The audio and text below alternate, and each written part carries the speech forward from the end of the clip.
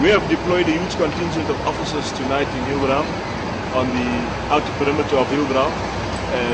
Les forces de l'ordre sud-africaines sont en alerte en cette période de fête pascale. Chaque fête en Afrique du Sud, une tradition étrange sévit toujours dans le quartier de Hillbrow à Johannesburg, où des habitants lancent par leurs fenêtres des objets usés, lits, frigos, meubles, télévisions et fours, pour ne citer que cela. Mais cette pratique qui leur permet de se débarrasser de leurs vieux objets de manière radicale constitue un réel danger public. Incroyable mais vrai, le lancer d'objets usés à travers la fenêtre à chaque journée dite de fête est devenu une véritable tradition pour les habitants du quartier de Hillbrow à Johannesburg. De frigos, lits, meubles, télévisions, fours, tout peut être jeté par la fenêtre. Pour les habitués de cette coutume plus qu'étrange, c'est un excellent moyen de se débarrasser des vieux objets et de célébrer la journée. Est-ce une façon de créer des emplois pour des dizaines de ferrailleurs et autres collecteurs de produits recyclables qui sillonnent les rues de Johannesburg toute l'année? S'interrogent les analystes des Zoom News. Mais chaque année, la chute de ces objets fait de multiples blessés. Pour éviter les débordements, les forces de l'ordre mettent toujours en place un important dispositif de sécurité. Dès la tombée de la nuit, dans les quartiers, plusieurs unités sont souvent déployées, des unités canines, des hélicoptères, la police montée, la police anti-émeute et les chiens policiers. Des centres de soins sont souvent installés autour du quartier pour traiter en urgence des éventuels blessés pendant ces périodes de fête. Certes, la situation s'est un peu calmée depuis quelques années, mais la police admet qu'il est difficile d'anticiper les comportements des habitants lors de la nuit, surtout pour les fêtes de Nouvel An. Hillbrow, également connu pour être régulièrement en proie à des flambées de violence, a pourtant eu son heure de gloire. Ces quartiers cosmopolites blancs, surnommés autrefois quartiers latins, est célèbre car durant la ségrégation raciale, noirs et blancs sud-africains vivaient ensemble pour défier le pouvoir.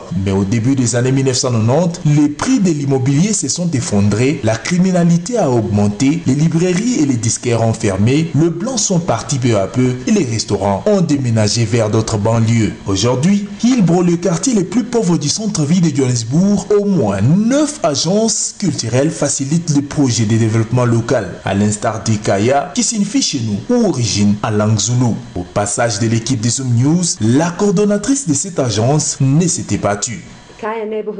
Ikaya a commencé en 2004. On était sur l'avenue Klein.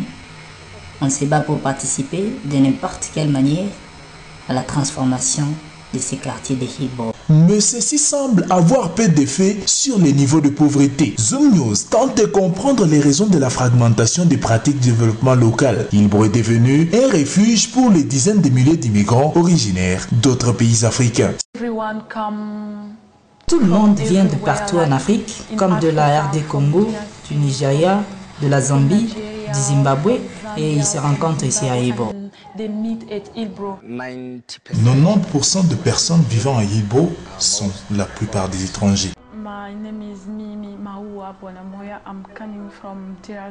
Mon nom est Mimi Maoua Bwanamoya. Je viens de la RD Congo. Je me suis décidé de vivre ici car il n'y a pas de paix dans mon pays. C'est pourquoi je me suis décidé de venir ici, essayer de survivre ici en Afrique du Sud. J'ai 2 enfants, un est à Kinshasa et l'autre, je ne connais pas là où il est. Nous nous sommes séparés quand il y avait la guerre à Goma. Quelqu'un m'a dit qu'il les a vus tout récemment au Congo à Goma. Et nous avons essayé de les retrouver, même par communication. Mais jusqu'à maintenant, pas de bonnes nouvelles.